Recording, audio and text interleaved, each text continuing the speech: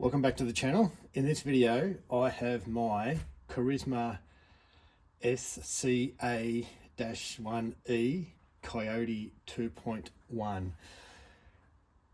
Now I don't mind this rig, it's definitely more of a trail rig than a crawler, and I might do a video on it sometime, but what this video is about is that I've just had trouble finding the right motor for this rig. I've been using the Holmes Hobbies Trailmaster Sport 540/35 turn, and I feel like it's a little bit too fast. I've managed to squeeze in a 12 tooth pinion on there, which according to the instructions the smallest you can put is a 13, but I got a 12 in there without modification, which gives me a gear ratio of around about 44.2 to 1, which is not as low as I like to go, but there's nothing much else I can do to get slightly lower. The spur is a weird 83 tooth, and I've read on a Facebook owners group that you can get an associated 87 turn in, but that doesn't help a whole lot because all I'm getting is what's that, 5% difference. It's not much at all, not worth the effort in my opinion. So what I decided to do was, well, what I'd like to do is put in a Fusion SE 1200, which will give me less motor speed, and to offset that I'm going to increase the pinion size. I want to increase the pinion size to 14 tooth, and I just so happen to have one, so that's fine. The problem I've got is, now I did research this, but the problem I've got is when I put the motor in, it hits. I'm really hoping down there, I'm really hoping you can see that. This link here, I'll try and, I'm doing a very good job of that. The motor won't go in because of this here, this rod end on the upper link. And on this Facebook owners group, there are plenty of people who say they have done it and it fits, but it's tight. Their vehicles must be slightly different to mine because it just doesn't fit. It just clearly doesn't fit. If I take that out, part of the problem that I can see is that there is this steel piece that's part of this link on the end, and I think potentially, and I've got my links out, I haven't had a look at them yet, my rod ends I should say, if I can find a rod end that's approximately the same size, if it was a smaller diameter of the plastic outer, and then if I get rid of this, which is actually, that's a threaded hole in there, so you don't have to put a nut on it, but I'm thinking potentially, if I can find a rod end that's about the same length, then I do away with this, with a more traditional ball that goes inside the rod end, and then I put the screw, if that screw won't fit, I'll find one that does, with a small head and bring it on this side, and that way I get away with having all this here, and then I might even be able to come in a mil or two here. It's just I feel that the steel piece here is longer than it needs to be. So that's my plan. I have rod ends here, haven't had a good look at them yet. I've got more rod ends, but they're bigger and on different angles and stuff, so I'll sort that out in a moment. I'm going to go through, see if I can find something that's going to work, and then I'll come back and try and make it work. So I look to have found my solution.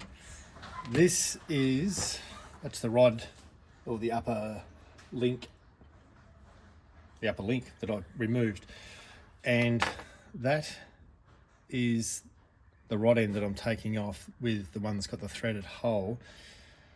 Now, once I pulled that off, once I turned this rig upside down, I realised that I'd actually replaced the rod ends on the rear of the vehicle to give it a slightly longer wheelbase. And so that is the one,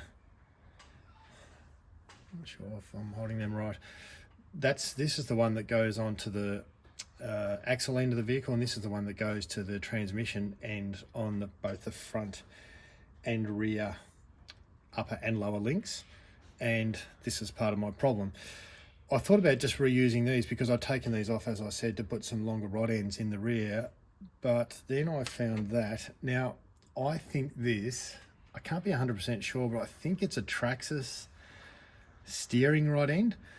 What I had actually forgotten too was that the links are only 3mm, have a 3mm thread on it, not the typical 4mm, which is okay because I found, and I've only got two, actually I've got 4 of these, but I found these. So I'm going to gain back, and it's not much.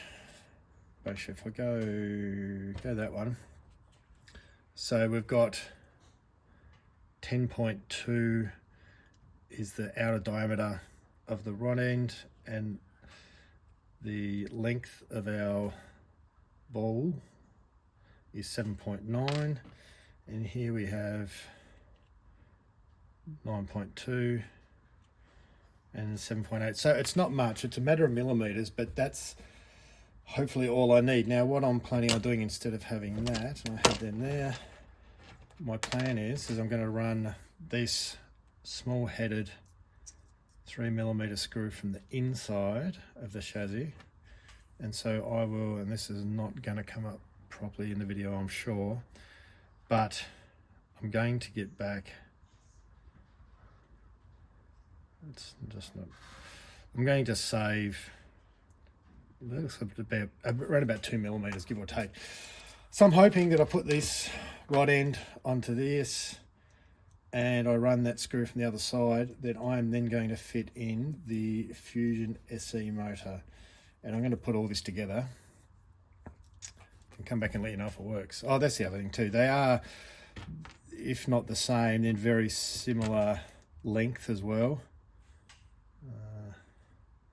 Actually, I'll measure that up because I might have to extend that out a bit. Yeah, I'd say there's probably a 1mm difference in between the length of the rod end, which isn't going to upset the geometry too much, not so much that I would notice. So I'm going to put all this together and then come back and see if I can get this Fusion SE to fit. Well, I've had a win. I've put the smaller rod ends in and the Fusion SE fits. I think it might be touching the head of the screw, but I'm going to try that in a moment. Now I've got my 14 tooth pinion in, I've got my mesh set, and I'm double checking, and I'm pretty happy with that. And it fits in. That just would not fit at all. Now I'm going to do a bit of a paper test here, and because I'm pretty sure that the rod end does pivot nicely on the metal ball, so that's not an issue. And I'm going to try and poke, I don't know, that's probably not going to show up in the video, but try and poke that paper through, and I can't. There is, the motor is hitting, I'm not sure if you can see that, the motor is hitting the head of the screw. So I've got the screw, actually if I look on the other, show you on the other side, it might be easier, but I've got the screw, and it is a small domed screw head here coming through from the inside and the nuts on the outside. Even with that and the smaller rod end and the slightly smaller, thinner ball that goes in the rod end, it's still hitting. So don't know how people, because there's multiple people on that Carisma owners Facebook group that said they didn't have any trouble getting it to line up or getting it to fit. So there's this different to mine. I actually did double check the instruction book to make sure I actually had those links around the right way, because this was a kit and I built it. So I just wanted to make sure I didn't do something dumb like put the rod ends around the wrong way or something, but it's not. It's done according to the instruction book, and so I don't know how those people are getting it done. Maybe I'm just lucky and mine doesn't fit, but it does now. So the next thing to do is I need to put a Dean's connector on that, and yeah, finish up the wiring, tidy up the wiring, and go and give it a test. And hopefully, now that I've done that, hopefully the 14 tooth pinion works okay with this motor, because I don't want to go up in pinion, because if I go up in pinion, all it's going to do is throw the motor back down towards that screw, and I have zero clearance right now. So I can only really stay the same or maybe go smaller, and the 1800 kV is just going to be too powerful for the gearing that I've got on this rig. So it's either this or I go back to a brush setup that I had before. So I'm going to put it all back together and then might take it down to the crawl yard and give it a bit of a crack and see if it works. Rightio, here's my field test for the 1200 kV Hobbywing Fusion SE on the Carisma SE A1E Coyote, and that was quite amazing. The control was outstanding. I'll just try another couple of different obstacles here and see if I can get even more of a test. Just going to reposition.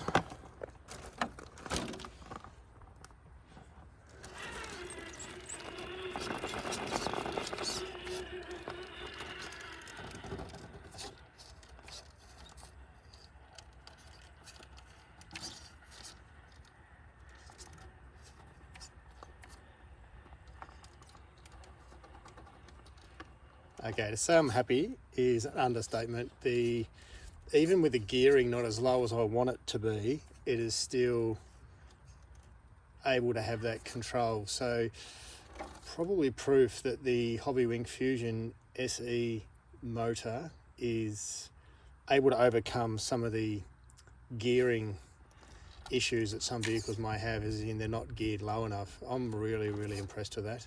I might give it one more crack. There's an obstacle over here that we sometimes have a bit of trouble with, and I need a very smooth trigger finger and gearing is good, low gearing is good, to see if we can get up it.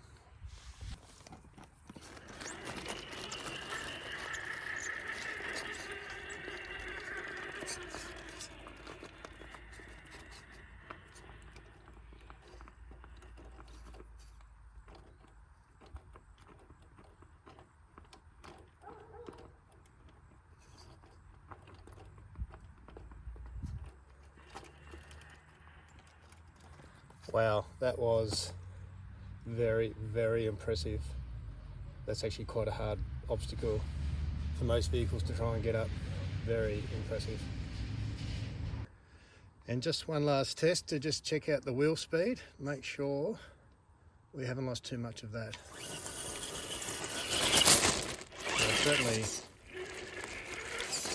It's certainly slow.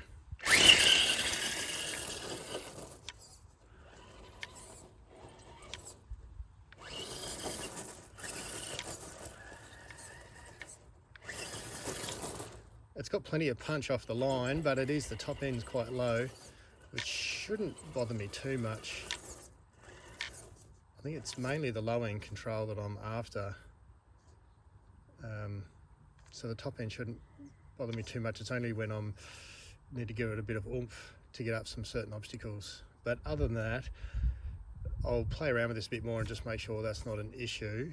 Even if it is, I don't have a whole lot of choice apart from switching out the motor to something totally different, which I now don't want to do because I can't go up in pinion size because I'm already touching that screw, as I mentioned before. But as is, I am really happy with the Hobbywing Fusion SE 1200 kV with a 14 tooth pinion here in the Carisma Coyote 2.1.